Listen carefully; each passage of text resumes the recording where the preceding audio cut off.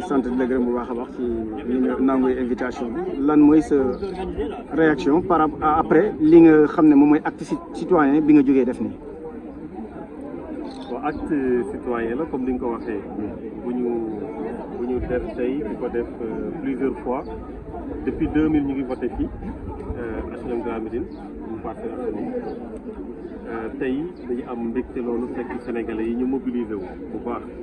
parce que heure bi dañ doon voté d'habitude mais fi ñu doon ñëw dañuy gaaw a demaat ndax rang bi du demee noonu comme dañuy rang mais gis nañ ni tey mobilisation bi takku na loolu nag lu muy firnde mooy Sénégal am nañu culture démocratique nit ñi xam nañ la mooy vote ginnaaw ba ñu déglee candidats yi ginnaaw ba ñu nekkee ci campagne électorale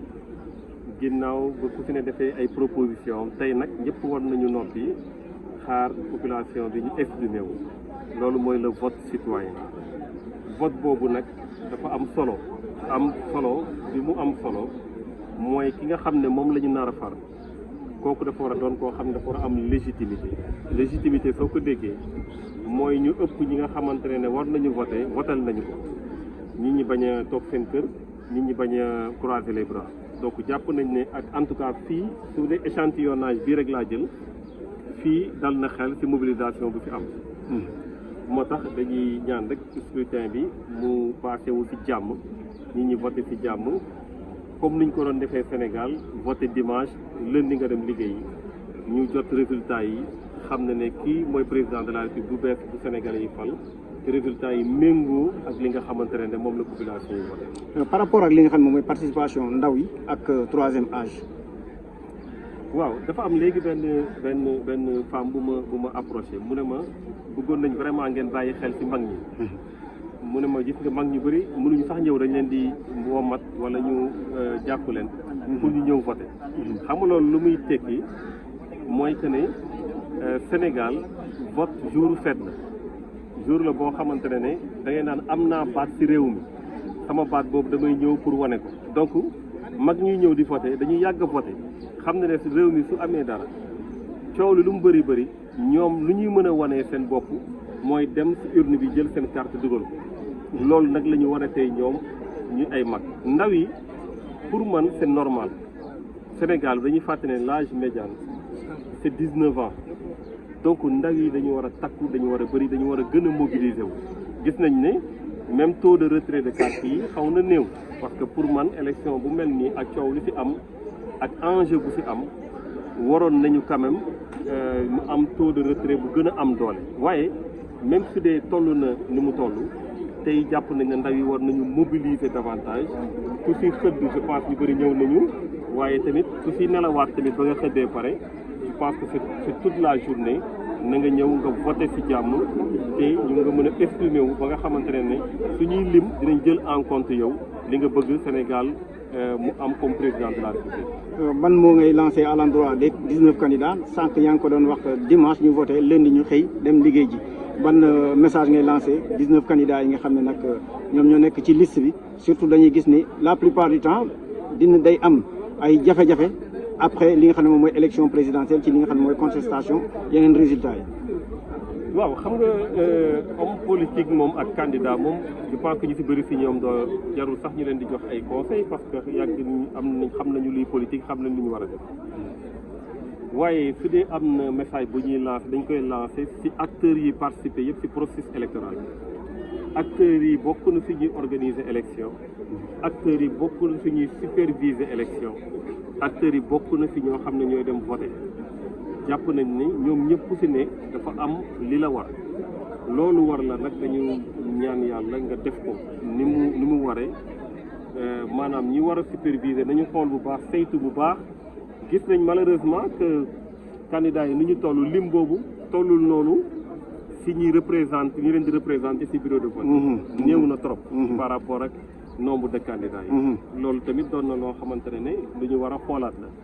waaye processus électoral Sénégal tëggee nañ ko façon tëgg boo xamante ne jàpp nañ ne encore une fois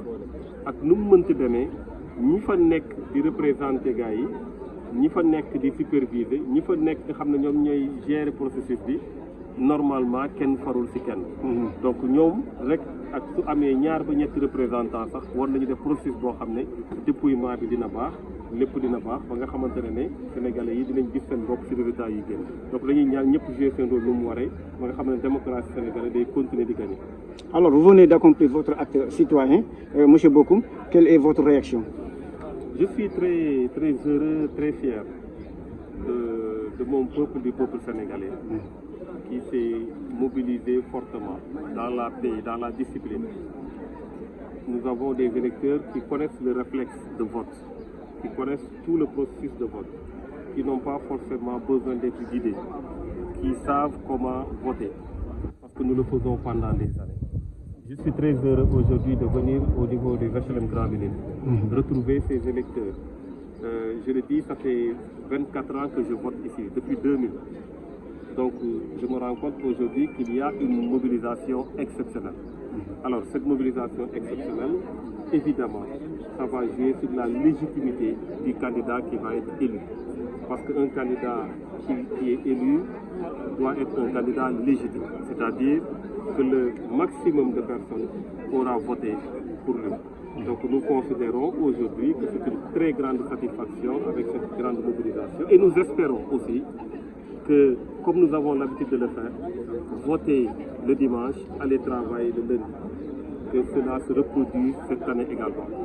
Et bien évidemment, nous n'avons aucun doute que le processus électoral va se dérouler dans le calme et le président qui sera élu sera un président légitime. Au mot par rapport à la participation des personnes de troisième âge et de la jeunesse aussi. Tout à l'heure, une femme m'a approché pour me dire de faire attention aux personnes de troisième âge. Elle m'a même parlé des cotisations à l'IPRES, etc. Elle me dit, est-ce que vous vous rendez compte qu'il y a énormément de femmes, de vieux, qui viennent voter malgré leur âge, parfois qui sont même malades. C'est une fierté, parce que, je le dis souvent, le jour du vote, c'est un jour de fête. C'est un moment solennel. Ce sont des Sénégalais qui ont l'habitude de voter, qui viennent voter. Qui ont l'occasion de s'exprimer, qui viennent s'exprimer. Qui ont pu suivre les candidats, qui ont pu suivre tout le processus électoral et qui se disent, voilà mon jour, c'est ce jour que je dois m'exprimer. Donc c'est normal que l'on voit des